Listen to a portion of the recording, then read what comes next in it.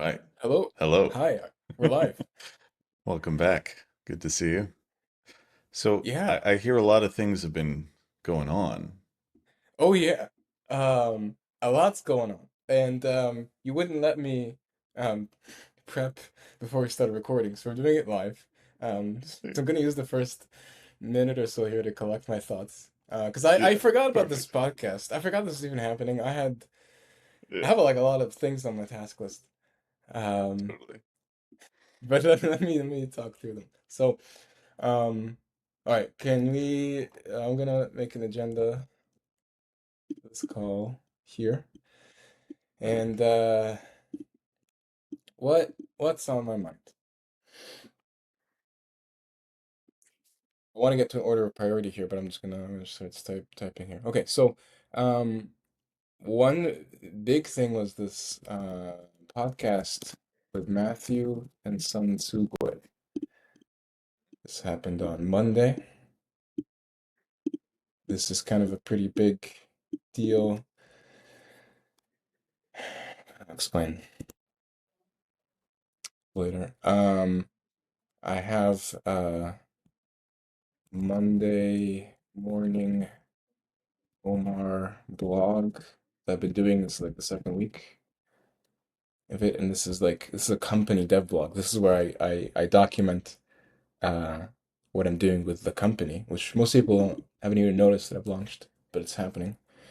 It's going. Where does that show up? That's in my Substack.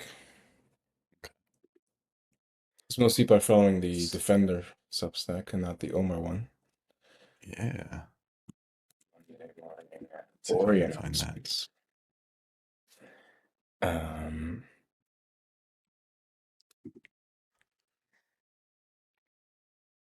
So there's so much more structure now than there's Oh been. yeah. Oh yeah. That's the That's the thing. I feel like the Monday morning Ori announcements really was the first thing that kind of kicked off that structure. I'm and not sure if so that's I right. Well, then this is actually part of what I wanted to explain to you is like most people still don't see the big picture, um, but it's the structure exists now, and there's basically like three different venues where I'm just gonna put Ithaca Social Circle here too because it's connecting. Um, there's there's like basically like three newsletters that I write every week to completely separate audiences, uh, but it's part of one large cohesive thing. Um, and it's starting to take shape. And I mean, the reason this podcasting is notable is because it is the first time I've sort of put it all in one place, which is actually kind of dangerous, I guess. But I'm taking a leap of faith here. We're doing it. We're doing it live. We are doing it live, and in fact, I'll put this here. This is an example of the Ori announcements. Um, Yeah. and there's a lot in my highlights tab on Twitter. It's actually a good way to kind of scroll through and see the But yeah, starting a company, and then we have this kind of keyfabe. Do you know how to pronounce that? Keyfabe? Oh, the wrestling thing. Yeah. No one Fake. seems to know how to pronounce it. Let's see. Kayfabe. Kayfabe. I always thought it was some crazy Japanese word. I think squared circle is the K like okay, fabe like babe. Kayfabe. Derives from Carney speak. There's some interesting etymology there. Anyway, I do a lot of but things where I announce things kind of secretly. I announce things in yeah, like layers, like an onion.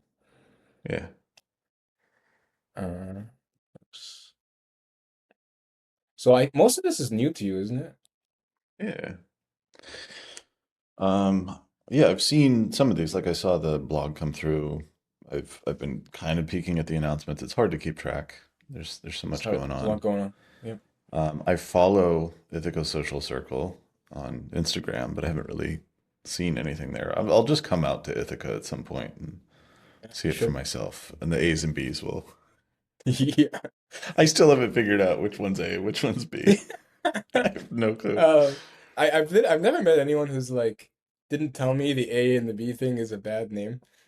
No, it's fine. It's No, but there's a reason. Like I oh, like actually think it's ABU a or A group versus B group. no, I know it's very confusing. Um, but it's you and I have talked about the concept of volume. I speak. Um, this is to me the difference between a marketing company and a memetics company. And marketing is traditionally about make it as loud as possible, and like you know, a more sophisticated marketing is one would say Targeted. propaganda is yeah is being able to control the volume um, Yeah. that you speak at. Well, you're learning. Um, what's that? You're learning. I mean, through Oh with all yeah, these things, it feels like you're running 1,000 A/B tests at once. oh yeah. No, but also but by the way, They're this is not actually how properly separated.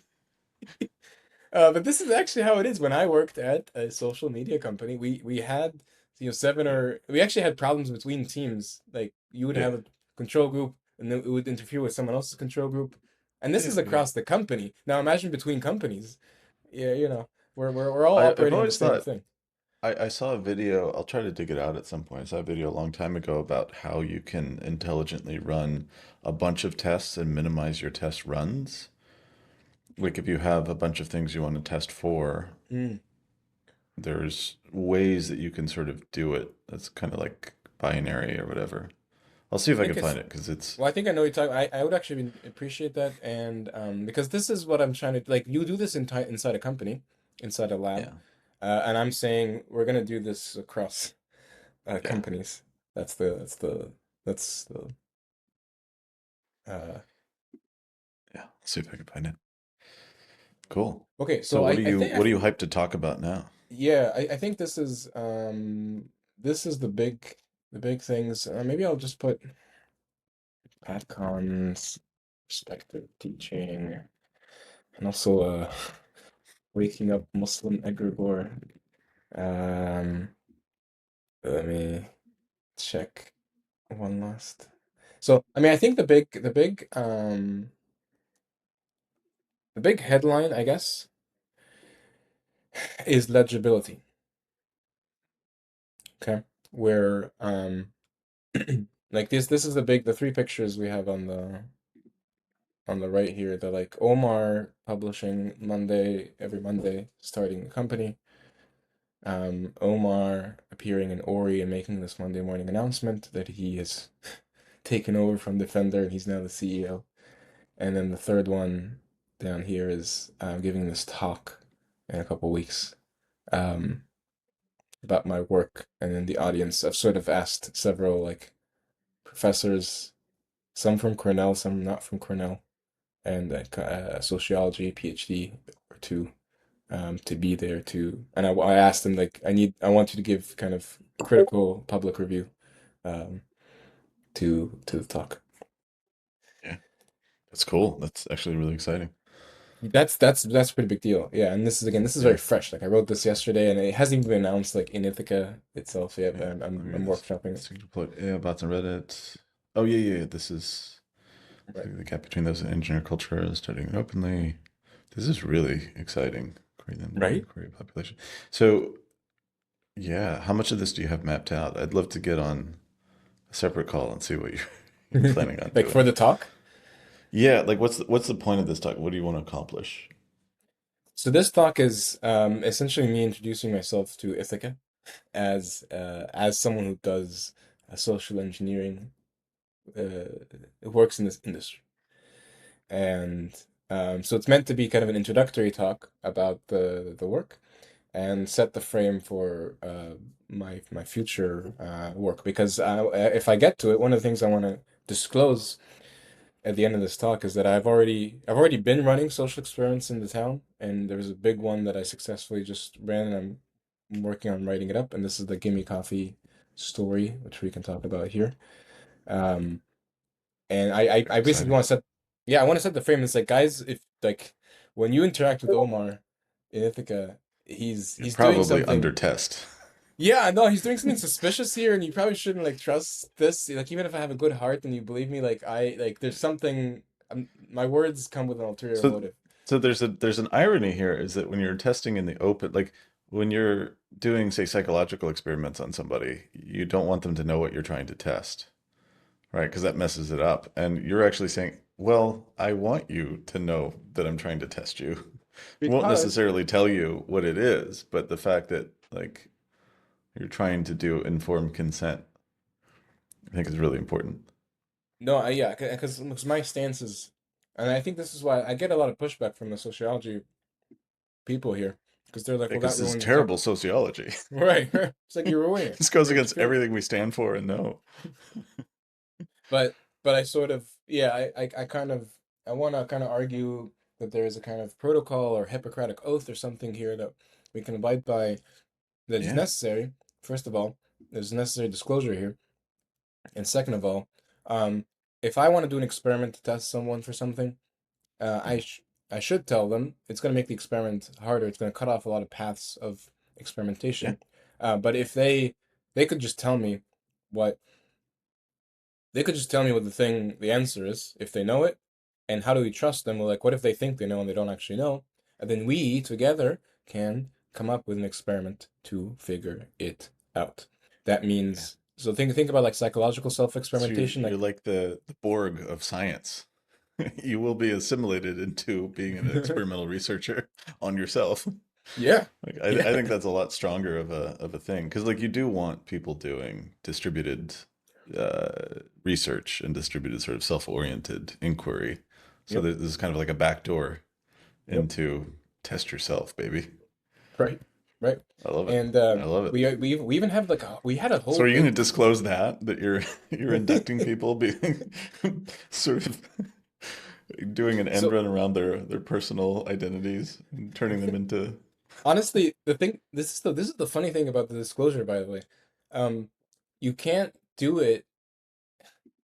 It's like gated by a certain minimum level of like literacy or competence. Like even the good guys, and this is the point of this. Like how it says they were punished for it.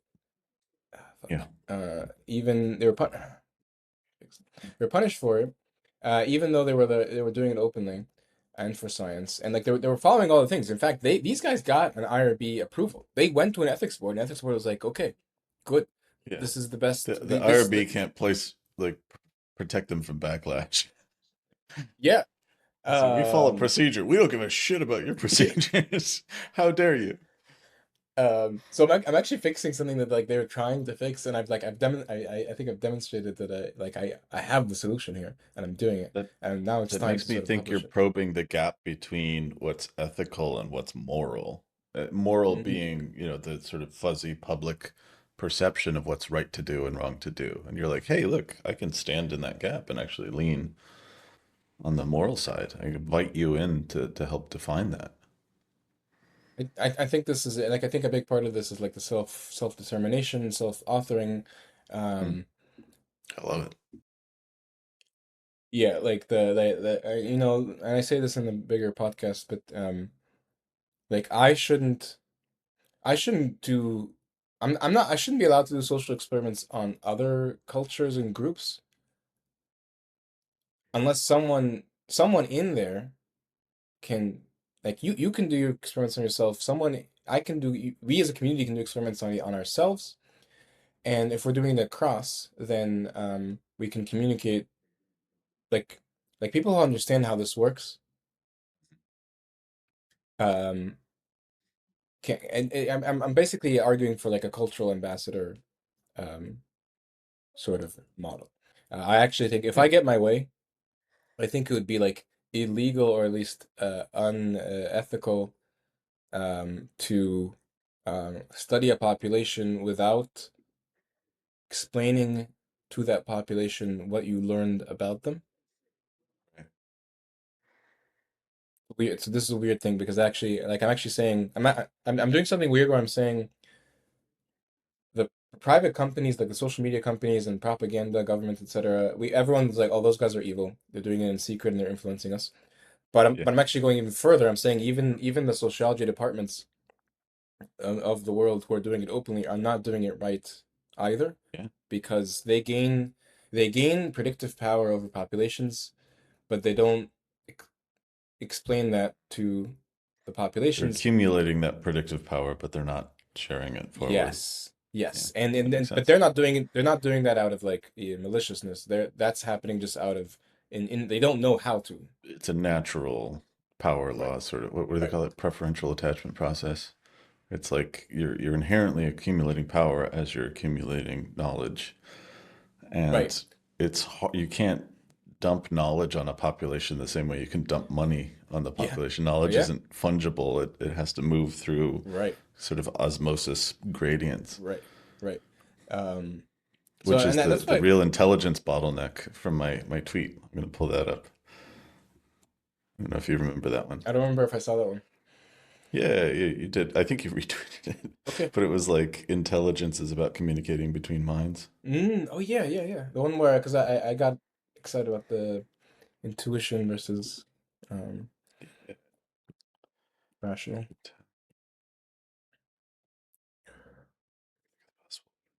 Jeez, it's not showing up in the chat.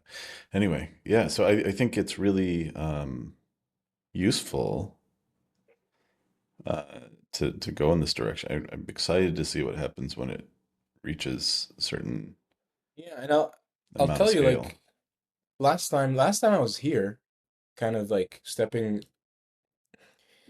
making the work coherent and legible and sort of growing it. Everything kind of collapsed. Um, Yeah, tell me about that. I mean, it sounds painful, so we don't have to go all the way into it.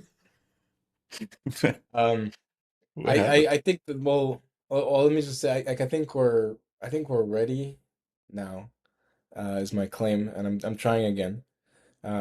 You're asking what happened.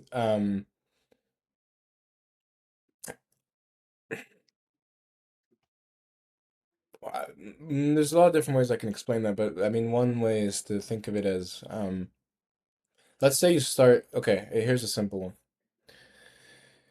Let's say you start doing your nice little pro-social engineering thing, and you discover something like traumatic or awful Yeah, in the population or the community that you're studying or the company or whatever, the country. yeah, And then, uh, I mean, that's kind of enough to destroy the thing. Um, yeah. if But if you it's sort of anti-mimetic, right? Yeah, like if you designed the process, if you discovered a process that can surface truth, but that truth itself is kind of corrosive or Right. kind of explodes the thing, kind of shoots the messenger sort of thing, um, then the project fails. Since then, I've So been that doing happened. it, yes, Okay. and so since then I've like, okay, well, like clearly this is dangerous and it will happen again if we just keep going the same way. So how do I do this? Like this is actually one of the trickiest things. I would put this in the Hippocratic Oath Yeah. protocol thing. But I'm gonna say it to you, and then it should sound crazy and an impossible standard. But before you embark on your scientific pursuit, Right. you must first know um, what the effect will be of discovering the thing on the population. You gotta know that unknown unknown. You got to know before you know. Yeah, It's like unknown yeah, squared. It's like you don't know what you're gonna discover, but you have to figure out how that's gonna affect them. But it's exactly. like dark matter, right? Because it's like you can Yeah. see how the population is shaped around not treading into that thing. Yes. So you can almost you at least know the shape. You don't That's know how everybody individually is going to react to it. There's a lot of the potential ways that things can blow up.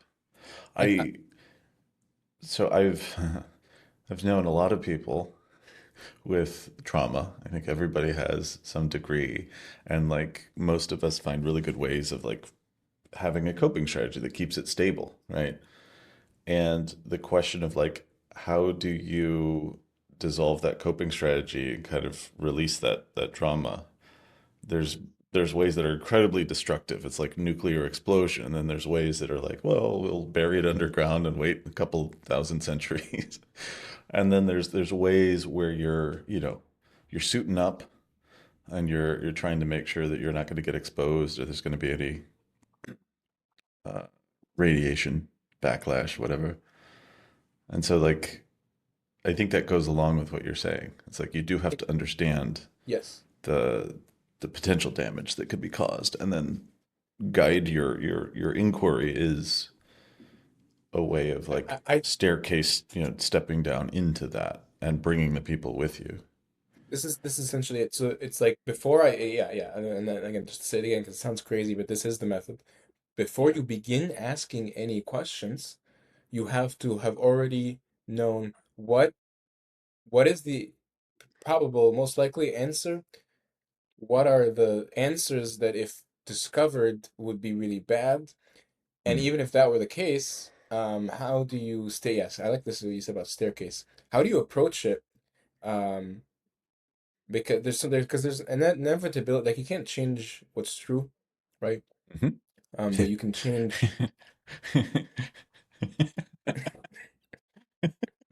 Such a loaded little statement. And, uh, You kind of can't, but you yeah, can't. Yeah, it's a that's great true. one. No, We'll you come back can't to that. change what's true.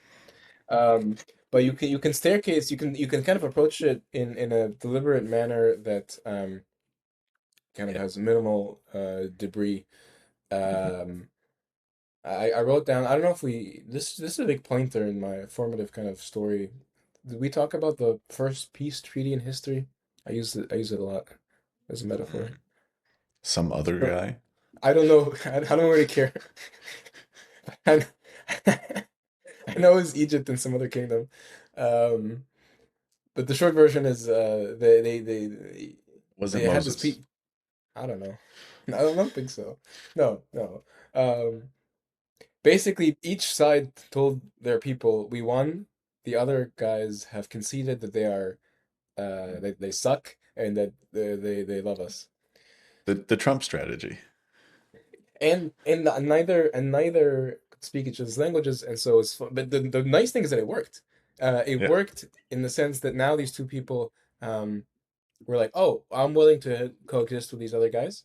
And then, like, I don't know, 100 years later, it doesn't matter. Like, they find out that, like, oh, they lied about that, but these guys actually we can coexist with them because we have been for the last 100 years. So it's done. You sort of initiated this lie that triggered people to try. Like the truth, like there's two truths. The truth is that they were fighting, and the truth is that they can coexist peacefully. Um, and you created like the second truth is like a kind of manufactured or created. Like it wasn't true at the time. Like it wasn't true at the time of this initial peace treaty that they could coexist. I mean, it was undetermined. It was undefined. It did not yet. It was not tested. Nobody knew if it was possible. Um, could have been possible. Could have not been possible. So this kind of game. So basically, you sort of start with like, I want these people to coexist peacefully. How do I do that? What's the bottleneck? Ideally, you use truth to sort of get there. But if you can't, you can also do this performance art, this kind of game here, um, that leads you towards the thing. But like I said, Kayfabe. like yeah, and Kayfabe. and And but at the end, the beautiful thing is like, because like a relationship built on a lie, I think eventually will collapse unless, what's the trick where you um, pull the thing on the table in a way that the glasses don't fall. I don't know what it's called, but I know the trick. Thing, yeah. So it's like you have this like kind of scaffold, and then you can dissolve it once the structure's in place and it's still stable. So like the lie kind of even after you figure out that it was a lie at the very end, you still have something real, which is what theater is, I guess. Yeah. Let's see if it lets me copy a GIF. No, does not. Maybe I can download it. That works. There we go. So I mean, we can. we can move into here. Oh yeah, yeah, yeah. Very Um, distracting. I So can this tell is you, Egypt, and this is the other guy. I guess,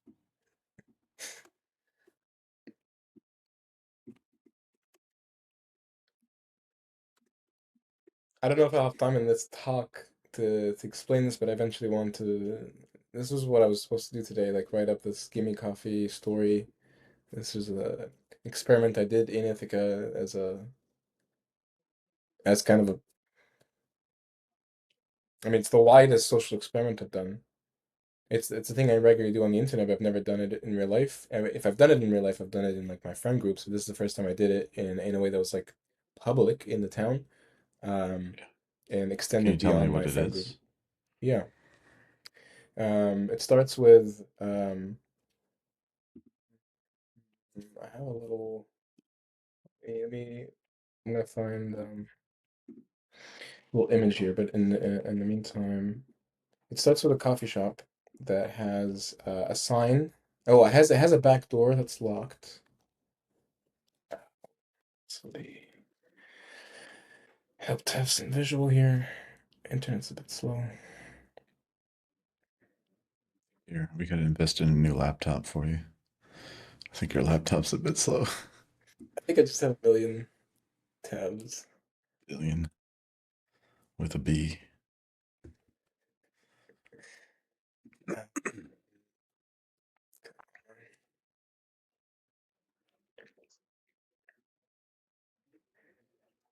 Many cool little things going on. Like Visa retweeted uh his tweet from a couple years ago where he's like, uh culture wars are downstream of the media tech nation dropping paratrooper bane worms inside the OODA loop of whatever, whatever. Did you see that one? uh, maybe I saw it a while ago. And then TVPN was purchased. Yeah, I saw that. Yeah, it's Okay, just, I have it. Do you want to zoom in? yeah, So this was like, the give me coffee. can you zoom in for the audience? Yeah. Yeah. Um, so this is Pothole the Bandit is technically illegal. okay, so this I is kind of the love Pothole Bandit. oh Okay, yeah, okay, sorry. let me Continue. catch you up here. So this is the whole so I gave a public talk in Ithaca, New York. It's like 40 people or something in the room. Um, but I told a bunch of people also about it afterwards. Okay, so the talk was titled "The Back Door of Gimme Coffee." This is a coffee shop here, and this kind of slide is a amalgamation of all the slides. So it's the door is that door in the top left. This door is locked, Locked. and it's been that way for a year. Yep. And the premise of the talk was that I'm sitting there every single day for a year because I work there. This is like my office, like my co-working space.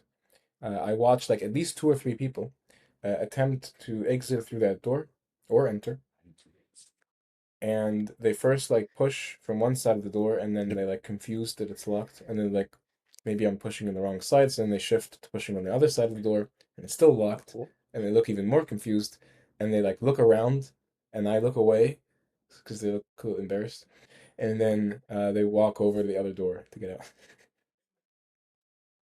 Yeah. It always happens in that sequence. For Yeah. one side, second side, and I know like I turn my head because they look around to see if anyone's watching them because they feel embarrassed, and I always look Yeah. away. And then okay, so I'm watching this like every single day, for like for a year, and I'm Yeah, like, dude. I'm like, what do I do about this? Am I supposed to do something about this? Whose responsibility is this? Right. And it became kind of this like funny running joke within my friend group, and I gave it as a talk now in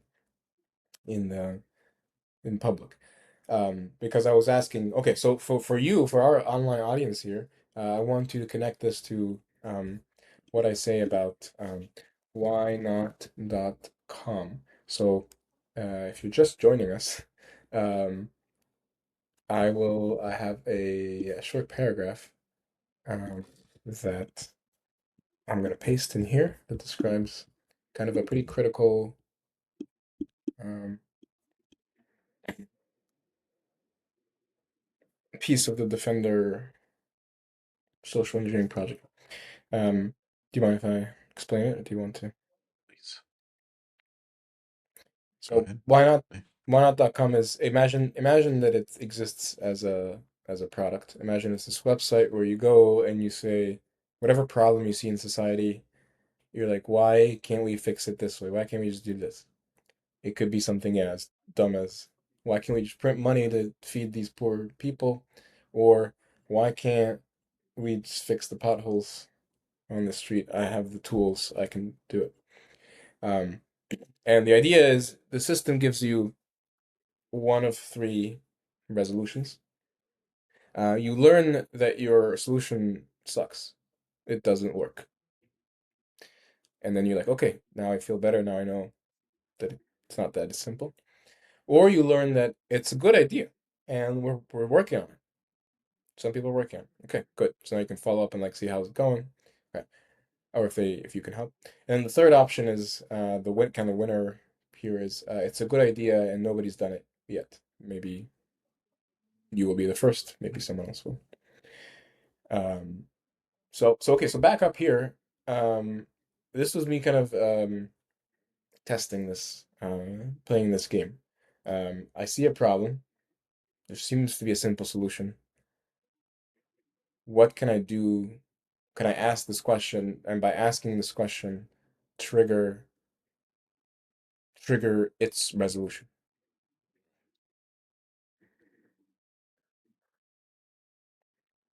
Yeah, I like that you put Chesterton's fence here because one way I've described my work is like someone needs to be we need to fund Fence need someone checker. whose job.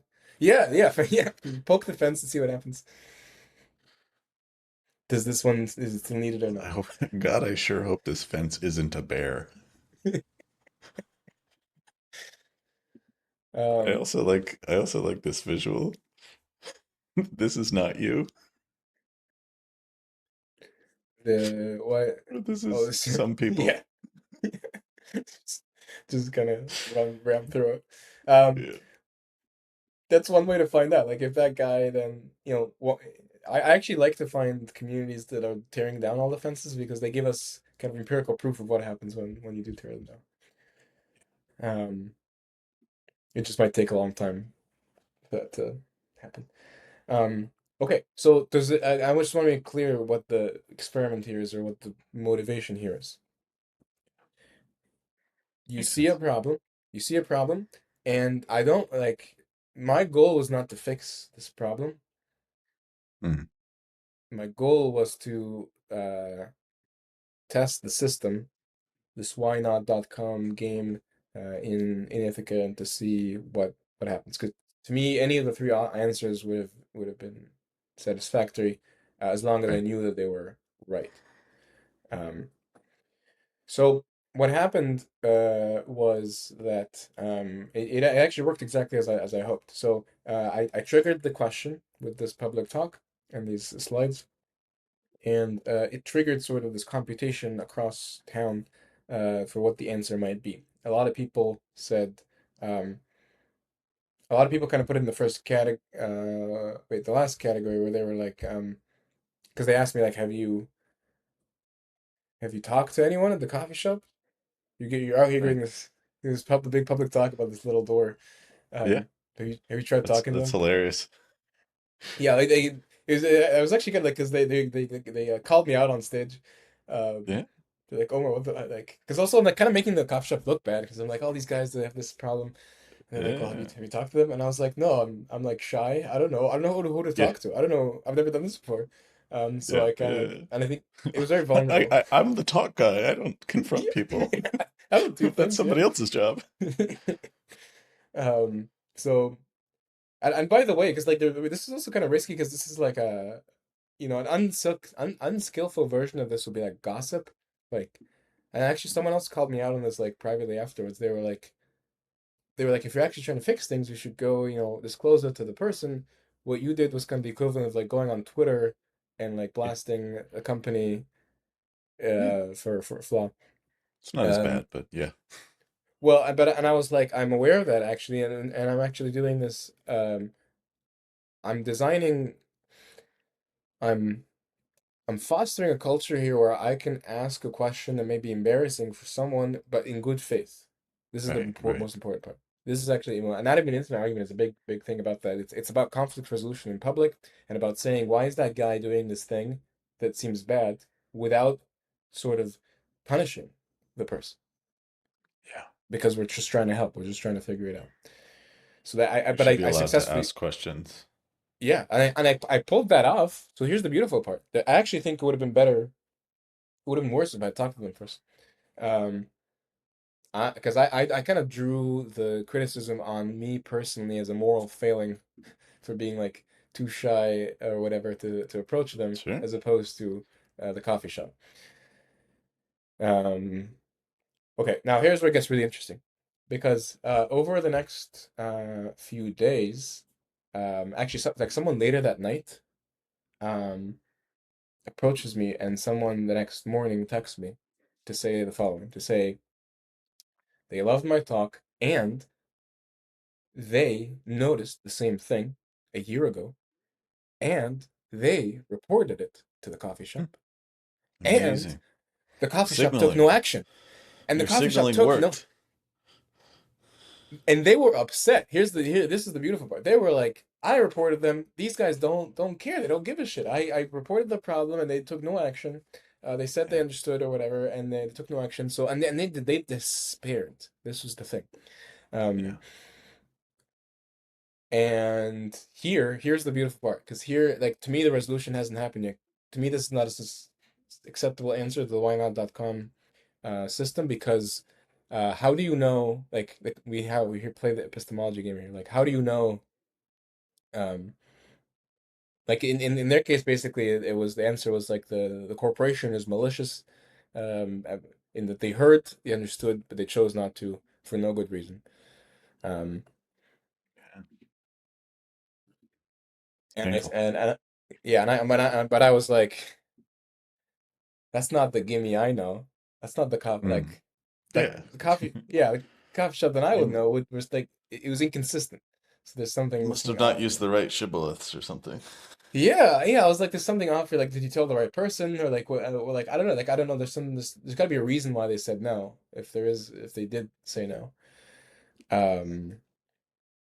So anyway, long story short, I sort of did another version of this talk with friends, including like a local journalist friend, and we were all kind of debating it, and like other people were saying like, well, maybe there's well, first of all, we were like the reason like because we were debating like why can't the door be open, and like should it be open versus should it have a sign? One person had a theory that if they put up a sign that says please use the other door, this might be bad for them because you see the exit sign above the door. So it's like maybe the door is not supposed to be locked. That's a fire hazard. And if they like The put reality in give which like you reported them and got them in trouble for right, violating fire codes. right, and actually, and I'm like I don't want to hurt them. Because one of the possible solutions was like it's just like a minor thing that they don't have time for or don't have the attention for. So if I print a sign and put it up there, um, this is why the pothole bandit comes up because the pothole bandit is like it's like our Banksy, I guess, in Ithaca. Yeah. That's Or like kind of beautiful. upstate. Yeah, he just kind of fixes potholes and The makes earth art. says hello. And it's technically illegal, Yeah. but it's it's a kind of a community service Some of the thing. best things are technically illegal. So I was like, should I? Yeah, I said this on stage. I was like, should I just print a sign? And some people were like, heck yeah, and but most people are like, no, that's the wrong thing. You kind of don't just make decisions on the space that you don't own or have responsibility for. And I was like, okay, I won't do that. Um, yeah. Um, so a lot of people had a lot of different theories. Ultimately, this local journalist friend said One, you should just talk to them. Two, don't go to the baristas who are physically in the space, um, because it's probably not the right level to Hmm. approach this.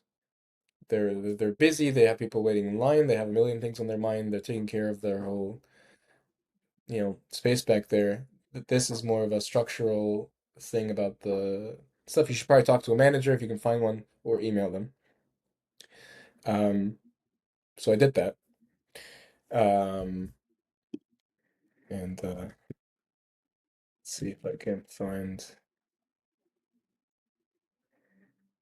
And then, yeah, honestly, this is what I was supposed to do today, so it's good. We're doing it here live. But I'm trying to pull up a picture where, a few days later, a sign appears. There is a sign on the door now. On this door, in Ithaca, um, as a result, I guess, of this process. You Um, put it there, or or the coffee no, shop did? I did not put it there. The coffee shop put it there. Okay. But did you And interact with them at all? Like, um, how do we get to that point? so um, Back channels. So I basically tested. So the fun part is that I tested every possible entry point to the coffee shop in order to find out which one was the correct one that leads to an answer, or a successful resolution, which in this case is, a Exhausting. sign was printed. No, Yeah. I know it. But the result is that I fully mapped the thing. So okay, so we know what happens when you talk to the baristas. We know what happens when you talk to the manager. We know what happens when you talk to the board. We have a board member from this corporation that I have as a contact. We know what happens when you email them, corporation. And we know how the information flows across all these different levels. Um, we saw the manager of the space putting up a sign. My friend Drake had the courage to go up and ask, and like I shadowed them. Um, Good. and we asked him like, "Why are you putting up a sign? What's going on?" And he said, "I heard, so I was told to put up a sign. I don't know what the deal is, but today I was told to put up a sign." And we asked him like, "Do you know there was a complaint?" And he's like, "No, I've never heard a complaint about this door before, but it makes sense. There should be a sign up here." Um, so. And then I kind of told him the full story. I was like, "Well, I was the one. I emailed the company. Here's the email that I sent." And he's like, "Oh, I didn't see that email. I just saw, um, the I just was told to print this and put it up." Separately, when I talked to the board member, she had seen the email, but she didn't know it was me, because apparently when you get those emails, they're like made anonymized. Um, so you get the content, but you don't get the, um, who was from. So like she knew I was like working on this, but she didn't know that I was the one who sort of triggered that, from that side. Um, but yeah, are you still keeping track? It's kind of a there's a lot of pieces here. I do. I'm kind of like sidetracked or more curious about what makes it what makes you disinclined to just go up and ask somebody directly. Do you, Because, and this is the success, where I took a picture next to hell the yeah. door. Celebrate your wins. Yeah, and actually, no, and let me just tell you, because this actually became such a big deal. And this is, I'm just gonna dox my friend Sean here, I which was is about to fine. like try to react to this here. I was like, how do It's I so add like smart. a, I know. yeah, My friend Sean here, who was at the talk, he like saw this on his, like, he emailed me. He's like, it's just kind of really beautiful. Like for a few days afterwards, a bunch of people, every time they'd see me, yeah, they'd be like, like, what happened? Like, I see it worked. Like, they're kind of in shock, or they're kind of impressed, or they're excited about it. Again, it's such a small thing, but wait. So what was your question? You asked like, why didn't I just? yeah. If how much do you know even what makes you hesitant to just walk up to somebody and ask directly? You know, you said shy. I mean, I can relate to that. There's something about me that feels like I'm putting somebody on the spot or inviting some kind of awkward, uncomfortable. I think it I connects think back to the earlier discussion around like you're pointing out something that shouldn't be pointed out. okay. So I think part of it is that, but I think primarily, um, it's because that's not the point. Like, I don't care. I don't really Well, care about the door. yeah, okay, I respect that, and I think you're telling the truth. And I think my personal, and forgive me for being so presumptive, but my personal theory of Omar's evolution is that you evolved this fascination as a way to not have to just ask about the door, right? Not Well, yes, specifically this, but in yes. principle. Like, It's like look, if yeah, what you're doing could propagate through all of society, you would yes, never have to ask about any doors ever. yes, yes, And yes. that's a Exactly. strong evolution. Um, What I happened to you? hold on. Let me just see if I am following. You're saying because I'm hearing what I want to hear. I always do this, so let me just kind of repeat Yeah, it back yeah, to you. You're saying that like yeah, there's actually a lot of friction and like kind of courage that I need to kind of push myself to sort of do in sure. order to sort of solve this problem in front of me, and I'm sort of saying like, wait, can I do something such that I'm never in this position again, such that I can make it yeah easier for myself or that That's what it seems like. I mean, that's an extreme characterization, but I mean, that it but that's seems like your fascination with this problem evolved out of some kind of resistance to just fixing the problem in front of you. I think like because otherwise we're like sitting there like drowning in problems and that are True? not even my problems to solve and it's Uh, depressing. It's depressing. It's okay, there's I like see the what this is. despair. Yeah. Tell me if this sounds right.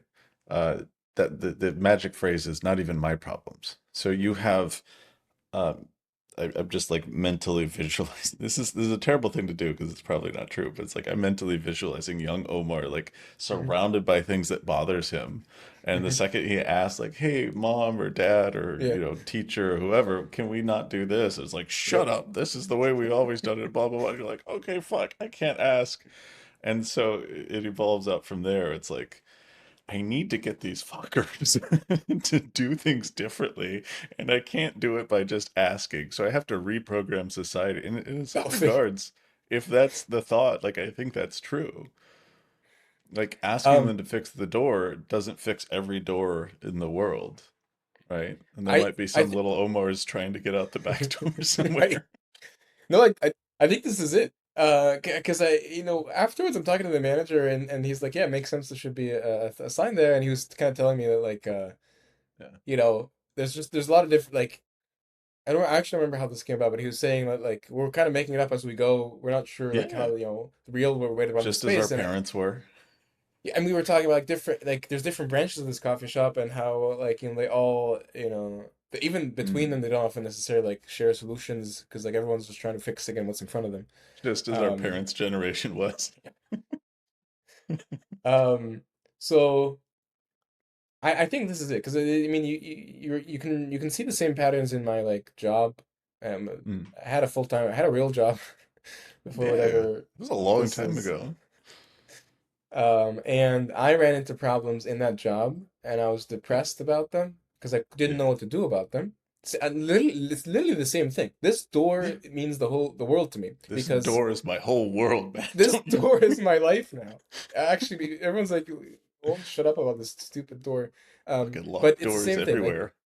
let me tell you, I'm sitting at work at a real job, a software engineer, big Yeah. company, and I'm running into problems and I don't know what to do about them. And I see suffering every day and I'm suffering and I just have to work around it. And I'm like, I don't understand why we can't fix it. And I talk to other people and everyone else is okay. Listen, do you see how this is a pattern? Everyone Yeah. else who I tell the story to, and I'm not talking about door anymore, I'm talking about employment at Yeah. work at a big tech company. Everyone else is like, yeah, someone should do something about that. I'm with you. I tried, but nothing happened out of it. And that's depressing. Now I'm sitting in despair Because now I'm Yeah. like, you're telling me there exists a solution to this problem that we are all suffering from, and here's the despair part. People are or have already attempted to fix it and nothing came out of it. So that mean what does that mean? That means like we're incompetent. We have no ability to fix our surroundings. Life sucks, and even if you try, you're not gonna get rewarded for it. Nothing's gonna happen. That's just life, man. Sit down, take your little paycheck, go home. And that's fucking depressing. Like that's a sad, tough world to live in. And I was living in that world for a while. Um, and then I realized it wasn't true. And this is like I start with the anatomy and intimate argument thing with um that trajectory where I say I used to think we knew the solutions, we just weren't doing them because we suck.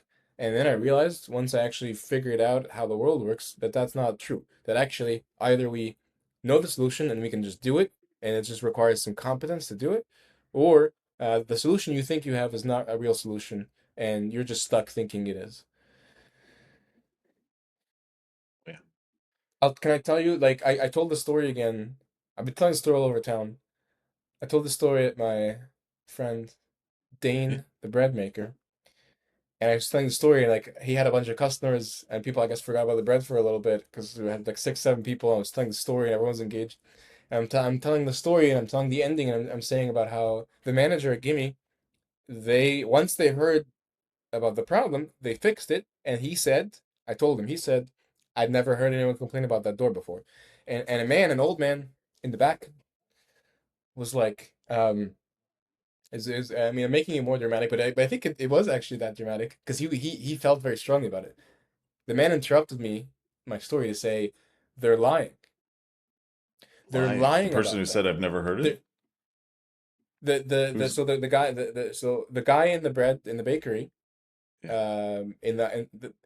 a guy in the audience in the bakery interrupted my story to say Yeah. that the coffee shop I've is never lying seen about. anyone complain. Oh, okay, okay. The coffee shop says we've never heard complaints. The Yes. bakery guy's saying like they're fucking lying. They have Yes. heard complaints. They Yes. just Yes. lazy or Yes. don't So care. this is so this is like and like so it's just it's beautiful that it's like a very small corporation and it's a tiny problem nobody really cares about. But this is the you know, zoom out here and think about the big Oh, you thing. This missed is number 1.5 or 4. It's a great idea and somebody's profiting or inconvenienced by the solution. no, we can't say that. No. Oh, okay. We're not allowed to conclude that. We have We don't to. say that. I'll What tell is you why the later. plausible deniability?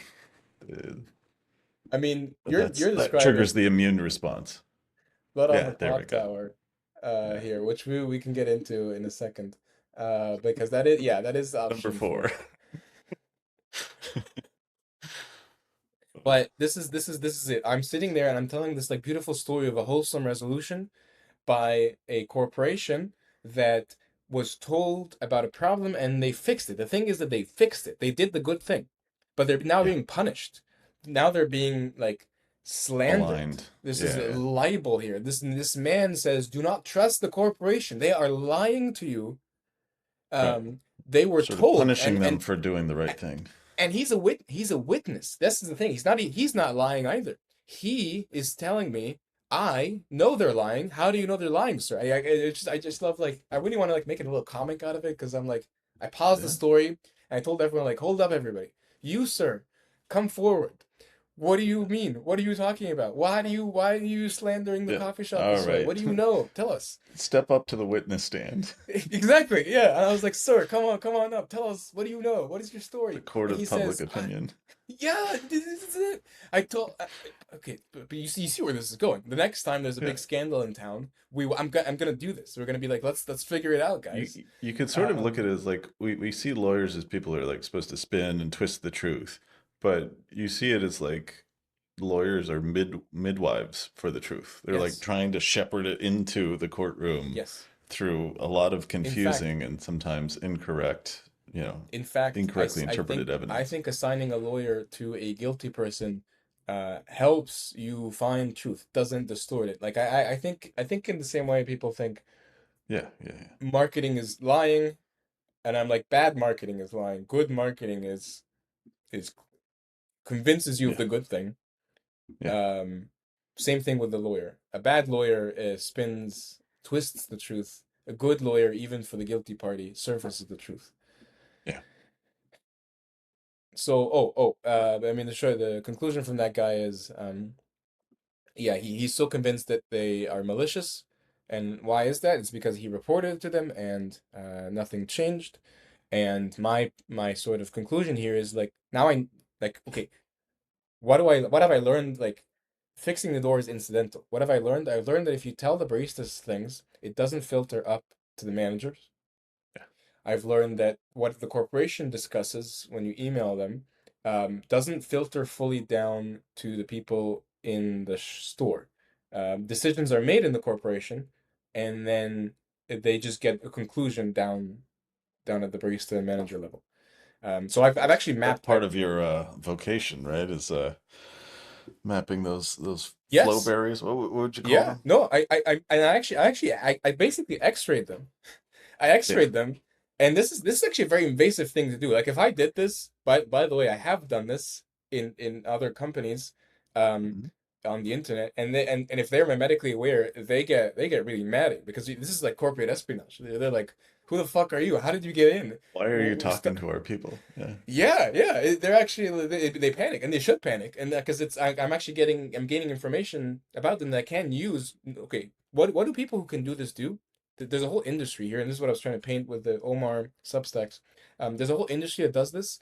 What do you do with that information? You sell it basically, or you use it to gain. Um, like you can basically start to sell things to these guys. And actually, the second blog post is better than the first one is okay. The second one is yeah, can you find it? Because This I one. say how to hire a lawyer. Yeah. Uh, And specifically the section where if you go down, oh yeah, the one where I say like because everyone's asking me like, oh, what is this business? What is this weird thing? What are you doing? And I'm like, look, I don't need to explain it. I'm just working I'm working in an established industry. There's already a lot of customers and clients in the industry. Can you zoom in? Yeah. Go up. And so I'm basically saying like whoever like this digital contractor who offers crisis management services that the New York Times reported on. Um, that is the business I'm in. I'm doing that. I'm doing the same thing. This guy Jed Wallace, if that is even his real name. Um, Who is this guy? Why is he doing he's this? well, and the New York Times were like, they couldn't find like by the time they had sort of like found him, he had disappeared.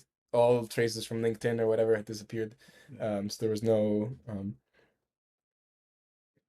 yeah, and then this is like a Sometimes this podcast, gets so I around don't it, know. and Yeah, sometimes it doesn't.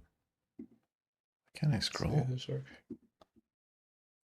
Can I scroll? No, that's weird. Oh, oh, there it goes. Yeah, like the scroll is broken on this page. I don't know why. Just be Like able to pull drag it the back. Yeah, I can't select even text. select. Hmm. Weird. I, Figure I out I later. think they're kind of maybe doing it intentionally to stop the thing. Yeah, oh, there we go. Strange. And that's not even. Oh yeah, they must have like some JavaScript that runs that like Yeah. screws it up. Anyway, you can bury anyone. Mm. Yikes. Well, but so like okay, so it's actually very simple to explain what I'm doing. So right now we have lawyers in the court of public opinion, and you can hire them, Yeah. and they can do their work. And right now, if both sides have a lawyer of public opinion, then there may be a fighting chance of the public kind of figuring out what the fuck's going on. Um, but if only one side has a lawyer, as in the real court, you're kind of screwed. Even if you were on the side of truth, because you need to uh, figure out how to surface it in a way that is legible to the jury or the audience. So the first thing I'm doing as a business is all I need to do to begin with is point out who has a lawyer and who doesn't. Does that make Yeah, sense? that's mean. How dare you No. point out that I have a lawyer? I'm not guilty. I'm just talking to this guy, Well, you know, like that like, but that's the like. First of all, people. The reason people like even good people who hire these companies, don't want to disclose it because Yeah. yeah, it makes you look guilty to go to a lawyer. But I'm like, that's fucking stupid. You even first of all, if you're guilty, you need a lawyer anyway. If you're not guilty, you also need a lawyer. Like it's not, it doesn't. So like destigmatizing a sort of pulling that out of the shadows and into the light, Yeah. and it's like, hey, this honest guy has a real product or a real case or whatever, and he needs a lawyer to a truth lawyer or like a public opinion lawyer. Um, So it's normalizing that and then showing how often one guy with a lawyer beats a guy without a lawyer, even and that's not good because we My don't actually lawyer know could what's beat true. up your lawyer. Yeah. Um, and I mean obviously this is like it's a good what's the word job security. I think this is why like often this thing has had a lot of resistance. It's like if nobody has any lawyers of public opinion, then we can just do things organically and naturally. But if one side has lawyers and forces you to also, so Makes I sense. mean, I get it, but we're here. We've been here for a while. We actually can wrap up. Wait, how much time do you have? I have a little more time, but might be I think good to I think wrap this is a good up and wrap up just time. do it again Let's next wrap up. week. Let's wrap up with two pieces, which is the Blood on the Clock Tower and the Parasite. So, I'm gonna give you Do you have that this. handy? I do have it Imagine a handy. parasite. I'd like an Yeah, explanation because I read it and I kind of understood it, but I felt like there was something very specific you were trying to refer to. and it was also kind of cute because one of the guys I tagged in this, who's actually the host of the podcast, he got I offended him because he thought I was calling him a parasite. It's bottom left. Oh, there we go. He was like, "Wait, did you find it?" Yeah. Yeah. He was like, "Wait, are you calling me a parasite?" I was like, "No, no. I'm just this is like context for the conversation I want to have with you. Like, you're not the parasite." Um, but What's I just the, thought that was can we get a yeah. link to that podcast too? It's not out yet. Oh, We're editing it. okay. It kind of would. I'm actually kind of I'm thinking about the launch plan for it because it actually It's like an it's actual podcast, not just a it's call. it yeah it's kind of quite a dense high signal conversation. I say a lot of things in there that I've never said before publicly, including like a lot of like vulnerable Mm, personal things. And I'm actually wow. considering like should I paywall those parts because I don't actually want it fully out yet. I'm not ready for that. Makes sense. Um, I say start by or dropping clips. we might do that. We actually like sort of like hired one or two people to sort of edit it or sort of time. So like it's kind of I mean, it's me experimenting with like doing things at a higher level of quality. Um, so okay, let me explain the parasite thing, and this will be a wrap up. So, um, and it's related to the bell on the clock tower thing. So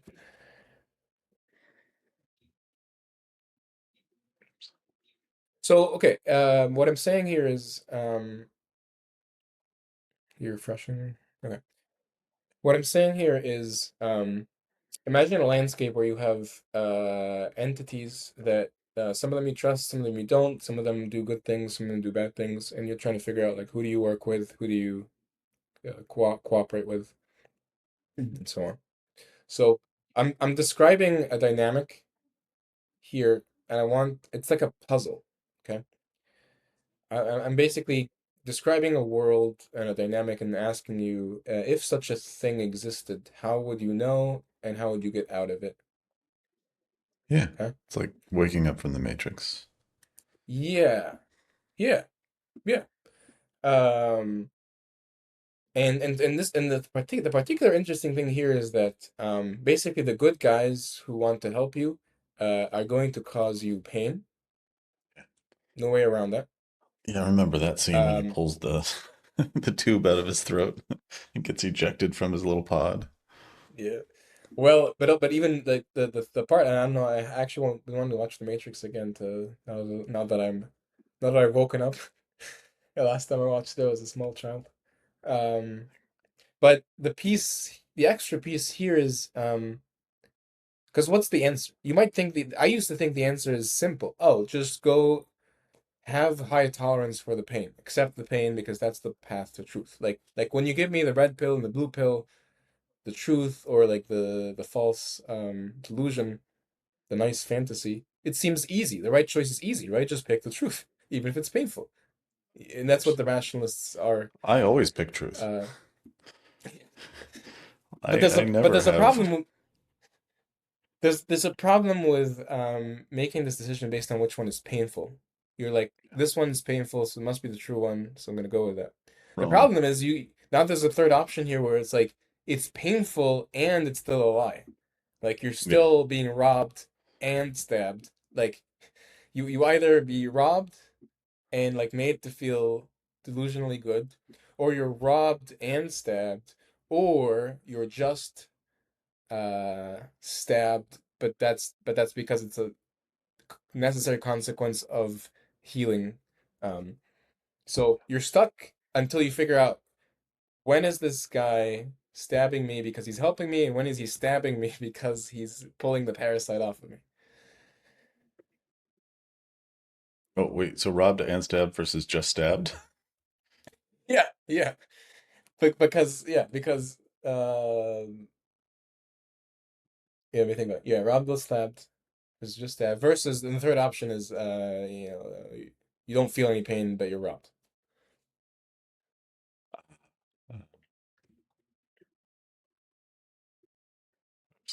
Versus painless robbery. Yes, that's it. Those are your options. Versus robbery with a kiss. Yeah, yeah, yeah. And then Oh, you thanks like for feel robbing good. me. I'll see you again next week. And then it's actually really bad. You know what's bad about it is that you see other people. You're currently sitting in your painless robbery, and you see someone Yeah. else like being Sitting in stabbed. your painless robbery is a great phrase. You're sitting there. Uh, You're just sitting in your painless robbery. Now, here's the thing. You see someone else being stabbed, and you're like, dude, what are you doing? Uh, you gotta, you gotta push that away. Um, Yeah. but it's this weird tension here because like they're like, no, I'm doing the right thing, and you're like, no, you're worried about them. It's like, no, you're being stabbed. Clearly, that's not the right thing. That can't be the right way. Right. Um, But you, and because it's actually you have a robbery blind spot, you can't tell if it's the yes, useful stabbing or the painful stab. Yeah, exactly, the robbery stabbing. exactly. And the people who do have, though, here's the thing: the people who have that You're like, hey, clarity. there's a way to get robbed without feeling it, buddy. You should use my technique. And they're like, I'm trying to go in this direction. I may not have Um, it right, but at least I'm not sitting there Well, being well, hold on. happy. Our boy, our alignment expert, Sun Tsugoi, would say, guys, you're missing the Northland here. There's an option where you neither are in pain, nor are you being robbed. So that's Yeah, the Northland. That's the best possible that quadrant. requires money. Well, and no, it requires to get there. Like you're like that is where you want to be. I agree with that. I'm just saying we're not there. We're currently in a position where we need to remove the parasite, and that is going to cause pain. And if, sir, if you have a way to do that without pain, let's do it. But you have not. That no one has that option yet, and so as You long as no haven't one has that demonstrated option, it either. exactly. So the only way is that we have right now is through pain, but the right pain, but but also because I can't normalize that pain. Like, do you see how like if I go up and say, guys, this is what's good for you, the pain is good for you, and here's the problem: if people trust me, this is the bad part. People may trust me and say, well, I trust this guy, I know him personally, and he said this, and I'm not lying to them. But other people who approach them and say, I'm going to give you the good pain now, those guys may be lying, and you don't have the clarity to know. Again, the robbery blind spot. I like that you honed in on that. So You're that's gonna rob me. basically Do it. it behind my back, so I don't have to see it. Like you But see, yeah, you like see now the second guy's these trying to help you. And it's like, what's the worst that could happen? It's like, well, I could end up with two parasites. exactly. No, exactly. And this is where we are. And Now do you my see the way out parasite of has it? somebody to play with. They're conspiring against me. The way out of it, and this is like the blood on clock tower thing. You're playing a social deception game, and like you have now figured out who is lying and who is truthful, but other people have not yet. And you're going around saying that guy is lying, don't trust him, and you're right. Like you know you're right. you know because you've seen them secretly, conspiring or whatever. But other people don't know that don't have that clarity that you have. Um, Right. so that's it. Like you have people with clarity and you have people without clarity. And the nice thing about this clarity thing is like it's decentralized. Um, like, and I said this in the podcast towards the end in kind of a vulnerable moment, but it was kind of like this thing I'm doing is crazy and ambitious and risky and dangerous. And there's no way I will be able to accomplish any of this if I'm acting alone. But the good news is I'm not alone. Like I'm like my organization. I say this in the footnote of the last the how to hire a lawyer thing. I say like my org. I had technically have like it's a tiny business. It's not really a business. It's just it's the smallest possible sort of scaffolding I have for a business. But I see my org as like quite big because there's a lot of different companies. There's a coalition sort of companies that are moving in the same direction to fix this problem I'm describing. And I don't have to tell them to do anything. They're already doing it. They're already all doing different pieces of it. Um, so I don't need to fundraise to help these guys. They have their own money. Like they're already doing the work. Maybe they'll fund me. We'll see. Yeah. Um, and that's how we know we're not crazy. Also, like you have clarity. Yeah. Like triangulation. Yeah, yeah. Cool. So yeah, this is it. This is the game board, the game we're playing. Yeah. Why not? I like kind of. I'm excited for the summary for this one. Like, I think we'll have the big picture up there and the legibility thing. Look, tell The me, what talk what is again. PatCon doing? Perspective. Is that the right spelling? Is it like I think per. I feel like it should be this way, but I think you're right. Perspective. perspective? Like prospective? I think no, it's like perspective, like your viewpoint. I fixed it. Oh, yeah, okay. Then that's per. But when I hear perspective, I think about it's like speculative about the future. It's not a word, but I think there's a word for that.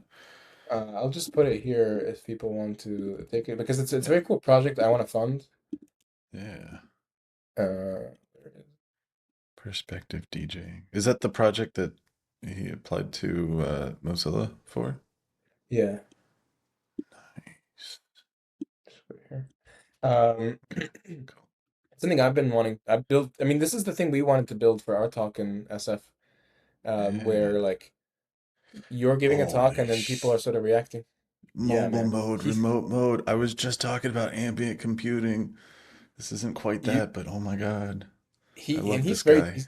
he's amazing. Yeah, I think you Oh will my love him, and he's very God. deep Yeah. into it, and he's actually making a ton of progress. And we're not even like I'm like the world isn't ready for this. Like you, the Yes. very I'm the ready for most this. basic. I've been ready. I was born ready for this. You're you're ready, but I tested the basic version of Oh it my in Ithaca on stage, actually God. in that same Amazing. night, and it blew people's minds. And this is like the most basic Fuck version. yeah. And PatCon's like, wait, I have like seven more features. And I'm like, Yeah. we're not like Dude, you gotta I need pace.